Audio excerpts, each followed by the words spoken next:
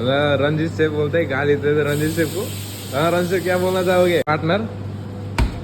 Ranjit safe को गाली दे दे कोई बात नहीं भाई, एक दिन ना एक दिन तो मुकाबला होगा। हाँ और ठेका में होगा नहीं तो जुग्गी में होगा।